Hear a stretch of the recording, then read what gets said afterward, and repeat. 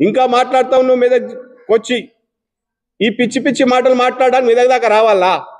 కేటీఆర్ గారిని హరీష్ రావు గారిని బదనాం చేయడానికి, వారి మీద దుమ్మెత్తిపోయడానికి ఇక్కడ దాకా రావాల్సిన అవసరం ఉన్నదా?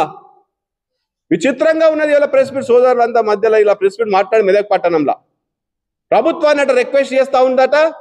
ఆ గురుకుల పాఠశాల మడిగలలో నడుస్తూ ఉంది, పక్క భవనాలు కట్టాలి, రైతులకు పరిహారం అందించాలని నేను ప్రభుత్వాన్ని రిక్వెస్ట్ చేస్తా ఉన్నా అని రిక్వెస్ట్ మాట్లాడుతుంది.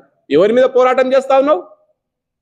డిమాండ్ చేయాలి ప్రభుత్వం మీద. ప్రభుత్వం చేస్తున్న తప్పిదారులు, ప్రభుత్వం యొక్క అసమర్థతను ఎత్తి చూపాల్సినటువంటి నువ్వు ఇక నేను రిక్వెస్ట్ చేస్తా ఉన్నా అంటావు. ఇక్కడ కన్న తండ్రిగా కేసీఆర్ గారిని, తోడబుట్టిన కేటీఆర్ గారిని, కేసీఆర్ దైవంగా పార్టీ ఊపిరిగా బతుకుతున్నటువంటి హరీష్ రావు గారి మీద దుమ్మెత్తిపోస్తావు.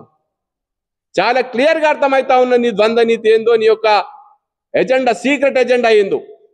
రేవంత్ రెడ్డి మెప్పు కోసం, కాంగ్రెస్ పార్టీ మెప్పు కోసం నీ ఇష్టం వచ్చినట్టు మాట్లాడుతా అంటే తెలంగాణ శ్రేణులు ఎక్కడ కూడా ఊరుకోరు, తెలంగాణ సమాజం కూడా హర్షించాలన్న విషయాన్ని గుర్తుపెట్టుకోవాలి.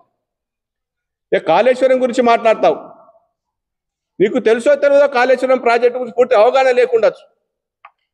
మెదక్ జిల్లాలో ఉన్నటువంటి ఏదైతే మన పసుపులేరు ఉన్నదో హల్దీ, కాళేశ్వరం కంటే ముందే విధంగా ఉండే, ఇప్పుడే రకంగా ఉందో జర సోయి తెచ్చుకొని తెలుసుకొని మాట్లాడాలి. నోరుంది కదా అని చెప్పేసి నీ ఇష్టం వచ్చినట్టు మాట్లాడితే మాత్రం బాగుండదు. ఇయాల మొత్తం మరిన్ని ట్రెండింగ్ వీడియోల కోసం న్యూస్ 18 తెలుగు యూట్యూబ్ ఛానల్ ను సబ్స్క్రైబ్ చేసుకోండి.